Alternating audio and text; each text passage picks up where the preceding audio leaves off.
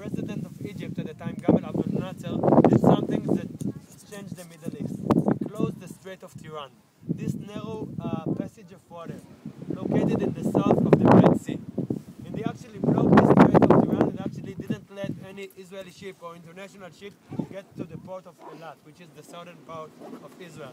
The moment he did that, that's what we call in Latin casus belli, a cause to a war. Yeah. And if somebody does something like that, and you'll start a war with him, the UN will understand you, the PR around the world will understand you. And the moment he did that, everybody knew that we are facing a war. To know that you are facing a war here in Israel means that teenagers are filling sacks with sand, put it near the windows. Citizens painted light in the car in the dark colors so the enemy will not see them at night time. But above all of that, it means to call up the reserve duty soldier, which are the main force of the IDF, the reserve duty. And we did that. By the way, we are not the only ones who did it. The same story happened in all the countries around us. Everybody knew that we are facing a war. Egypt, Jordan, Lebanon, Syria, all of them were waiting to a war to break. And think about it, something like 70% of the men in Israel were in the army. So we have no postmen, no drivers, no teacher. You cannot run a country like that. It makes no sense. And this stress, continuing days by days by days, and nothing happened. And all this stress broken at once on Monday, June the 5th, 1967, when 135 jet planes of the IDF flew toward Egypt, very low flight in order to slip away from the Egyptian radar. And in 3 hours, they continued to annihilate totally the Egyptian Air Force. How they did it? The idea was very simple. To bombard the roads that the airplane flying through, and then just poop on them like nothing. And that's exactly what happened. In 3 hours, 135 Israeli Air Force jets succeeded to annihilate totally the Egyptian Air Force, who was 5 times bigger than the Israeli Air Force. The moment we did that, everybody knew that we were going to win the war. Why? Think about it. You are a warrior, a foot soldier. You're trying to take over this hill over there. The idea is that your Air Force is supposed to come over, bombard the place, and you are just supposed to climb up, stick the flag, and clean the dust with your broom. The other way, if I'm trying to take over this hill and the enemy Air Force are bombarding me, no chance I'm going to take it. So the moment we took their Air Force, everybody knew that we're going to win the war, and that's exactly what happened in the following 4 days. We took over the Sinai Desert that by itself, it's 3 times bigger than the state of Israel. We took the Gaza Strip, the West Bank, Samaria, and Judea, and we took back the old city of Jerusalem. I'm jumping with you to Thursday, June the 9th, 1967. 4 p.m., knock has been heard on the Prime Minister's office. Who was the Prime Minister at the time? This man called Levi Eshkol. He opened the door and a delegation of people went into his office, the first one of them holding a bunch of keys in his hand. They told him, "Dear Prime Minister, we are the people who live in the Hula Valley. You saw the altitude differences between the Hula Valley and the Golan Heights. Either you're going to take over the Golan Heights, or you can take those keys. Those are the keys of our home, and live over there yourself. We cannot handle the situation anymore." Why? Because between 48 to 67, the Syrians enjoyed the altitude differences, and they used to shoot and to bombard the people who lived in the valley. Almost every day. They spend nights by nights in shelters. The eucalyptus tree we saw on the road has been planted in order to cover the cars in the roads, so the Syrians will not shoot them. Fishermen in the Sea of Galilee has been shot from the Syrian territory of the Golan Heights. So they came to the Prime Minister, told him, either you're going to take the Golan Heights, or you can go and live over there yourself. What the Prime Minister told them back? Well, I'll see what I can do. As a diplomat, you know, I'll give you an answer later. The moment they left the room, he picked up the phone, called Minister of Defense. At the time, it was this man, Moshe Dayan. Hi, Moshe. Hi, who is it? Hi, it's Levi. What's up? Do me a favor, take over the Golan Heights tomorrow. What the Minister of Defense said? Okay. Yes, Prime Minister. Hang up the phone, pick up the phone. Minister of Defense call whom? Chief of General Staff, this man, it's Rabin. You're going to hear about him.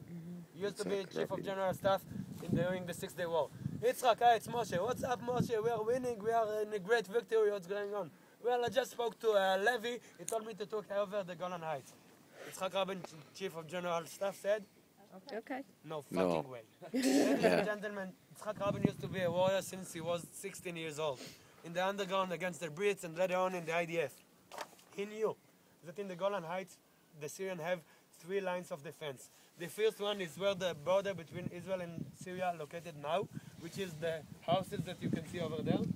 It's actually the white roads that you see there. You see the white road? This is the border between Israel and Syria today. From this white road toward us, Israel, the other side is Syria, of course. The second border is in the center of the Golan Heights, and the third one is on the cliff that's watching the Hula Valley. Each line of defense have many outposts, many bunkers, many anti-tanks tunnels, minefields, and most above everything, the outposts are in the shape of triangle. 2 in the bottom and 1 above them. If you are trying to deal with the 2 below him, he is gonna kick your ass. Huge mess. Yitzhak Rabin told Moshe Dayan, are you out of your mind? Everything we got in 4 days, Sinai, Gaza Strip, West Bank, Jerusalem, we're gonna lose all of it. If we'll get into the Golan Heights, we're gonna pay it with so many wounded and dead people. Moshe said, oh yeah, you've got a point. I'll talk to Levi. Bye, bye, bye. Hi, Levi, it's Moshe. I just spoke to Yitzhak. Yitzhak said, no fucking way. Levi called the Prime Minister and said, I don't care how, but tomorrow you're going to take over the Golan Heights. Hang up the phone. Friday, 1967, just a that is going to fight. Golani, which is a foot soldier brigade with another armored vehicle brigade, break into the Golan Heights. They get into a terrible combat, and after a few hours, when the sun was set, everybody understood that Yitzhak Rabin knew exactly what he talked about. The great IDF that took over so many territory in 4 days were licking his own wounds after a terrible combat, lost many soldiers, a lot of wounded, and the only territory we took over is something like a square mile. 3 outposts, Tel Aziziyat, Rebel. Square mile, this is what we did in 1 day. And we had a lot of wounded and dead people next to them. So the sun was set and the fuse was fire, the fire was seized, and everybody went back to their places thinking about the day after. When the sun was rise, Saturday, June 11, happened something that changed the whole world. It's early in the morning. The Damascus radio, before the fire started again, the Damascus radio pronounced the following message. This is the news from Damascus by Khalil Gibran Khalil. The IDF took over all of the Golan Heights and they just arrived to Quneitra. Quneitra, it's a building that you see over there. Now it's a demilitarized area between the trees. You see? Yeah. Building between the trees. Like before the little water there? Yeah, in the right side of the water. Okay. Today it's demilitarized area. Back then it used to be a city or a town of 30,000 people. And they pronounced a message that we are there. We were far away from there. We actually licked the wounds from, I don't know, taking over 1 square mile. We were far away from there. In a moment we'll speak about why they made this stupid announcement, but let's see what's happened. I'm Muhammad. I live here in this outpost. Every morning I'm waking up and I'm going to sit on this rock. While I'm peeing, I'm hearing This is the news from Damascus by Khalil Gibran Khalil. The IDF just took over Quneitra. I'm closing up my zipper trying to make sure that my pin is not going to be in it. And wow, the crazy Israelis took over the Golan Heights. They are so strong. They took over Sinai Desert, the whole city of Jerusalem. They took over the Golan Heights. They probably miss me here. I want to run back home as fast as possible before the Israelis will take me. And guys, it's not happened only to Muhammad. It's happened also to Mustafa and to Abdullah and to Atallah. 2 hours later, all of the Golan Heights is totally evacuated from Syrian. The idea of getting into the Golan Heights, we are getting to the outpost and we are finding nothing. Everything is empty. We find ammunition, weapon, uniform, intelligence information, anything you want, but no soldiers. 2 helicopters running into the Hermon Mountain. Believe me, it's up there. We never thought that we can take it. They found the place totally abandoned thanks to the wind. We cannot take the summit, therefore we have only 7% of the mountain today. but we found the outpost totally abandoned, the land on the second summit, and they declared that's ours. After a few hours, we don't have enough armored vehicle. We sent buses in every outpost. We dropped 2 soldiers. Hey, when the UN will come, tell them that's ours. Done. 4 p.m. a ceasefire has been declared. The UN come with their white jeeps and they draw them up as we know it today. Actually, if we are not thinking about terrible Friday, we took over the Golan Heights without shooting even one bullet. Now to the million-dollar question. Why did the Syrian make such a stupid announcement from their point of view? I have to say I don't know the answer. I heard 2 theories, maybe one of them correct, maybe neither, I don't know. The first one said, the Syrian knew that they have altitude differences, they will enjoy that, but they saw what we did in 4 days. And they said, hey, we don't want to put even one Syrian soldier in a risk with those crazy Jews. They saw us coming through the Golan Heights, and they said, okay, we'll give this announcement. The great empire, the States and the USSR are going to hear that, and they're going to force the Israeli forces to get to a ceasefire. Maybe, I don't know. The second theory I heard is we have a special unit in the army which is supposed to give this information to the enemy. What?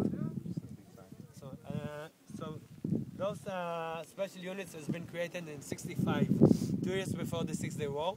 And they actually give this information to the Syrian. Hello Mustafa, it's Muhammad, the IDF took me over, I'm running back home. Hello Mustafa, it's Atallah, the IDF took me over, I'm running back home. They didn't check the information, they didn't recheck that, they just pronounced the information. To tell you the truth, I don't care. And we actually took over the Golan Heights without shooting at all. When we got to Kunetra, which is 30,000 people town used to be, we found nothing more but 9 old people with a white flag in their hand. All the rest of them running toward the back of Syria. But, last sentence, if there is any lessons that we should learn from that, after the great victory of the 6-Day War, we saw that nobody can win us anymore. That we are the greatest army in the area, the greatest army in the world. 6 years later, in 73, the Syrian army and the Egyptian army surprised us in what we call the Yom Kippur War, and we paid for it a very, very high price. So if there is one lesson that you can take from this amazing story is that even if something really good happened to you, not to you as an army, to you as a human being, always stay on the ground. Because I don't want to tell you the story of Yom Kippur, it's too cold now, but you understand the idea. Something good happened to you, enjoy that, but make sure that you are on the ground. Thanks for listening. We are going back to the bus. Thank you.